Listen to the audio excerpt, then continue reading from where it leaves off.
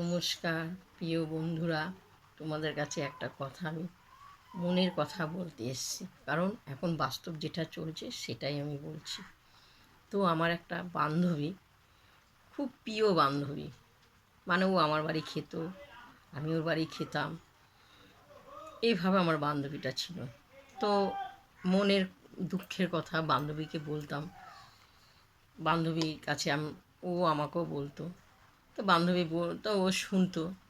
বান্ধবী কথা বলতে বলতে, ধরো আমাদের পাশে বাড়ি একটা যে কোনো একজন বা কোনো ছেলে বা কোনো মেয়েদের কথা আলোচনা করছে, এই জানিস তো মায়া,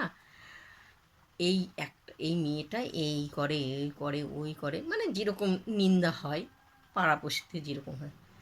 তা ও কথাটা তোলার পরে আমি সেখানে ওর একটা কথার মধ্যে 10টা হয়েই থাকে বান্ধবীদের মধ্যে। বলে তারপরে বলছে, কাউকে বলবি না। আমি যে, না রে, তুই আমার বান্ধবী, কেন তোকে বলবো। ও কি বললো, আমিও বলেছি তুই কাউকে বলবি না। বলছে, হ্যাঁ রে, বলবো না। চট করে যার মেয়ের নামে ও নিন্দাটা করলো তাকে গিয়ে বলে, এই জানিস তো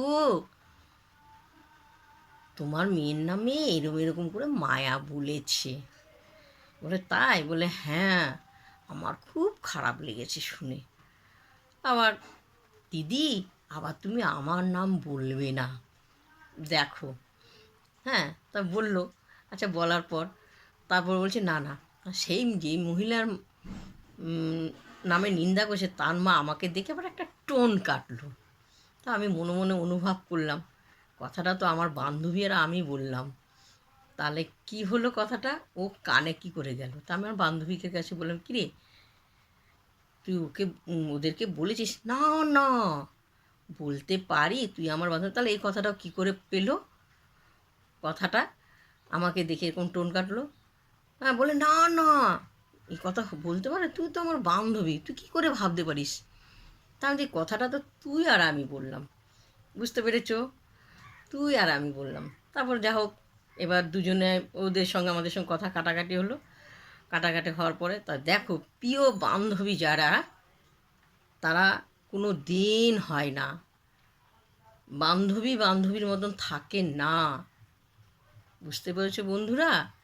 তাই আমাদের এই জিভ, এই দাঁত, আমাদের প্রিয় বন্ধু, যখন বড় একটা কামড় পড়ে রক্ত বের করে দেয়। তো কে কার এখনকার যুগে কে কার না, যখন মনে দুঃখ পাবে তখন ঘরে ঠাকুর আছে, সেখানে বসে তার কাছে বসে কষ্টর কথা কান্না করে বলবে, সে শুনবে।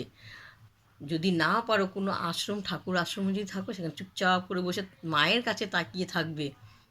সেই হলো আমাদের বান্ধবী, আমাদের প্রাণের লোক। টাটা।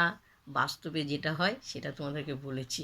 যদি ভালো লাগে, কথাটা মিলে যায়, তাহলে দিদিকে একটা লাইক দিও, শেয়ার করো, কমেন্ট করে জানাবে।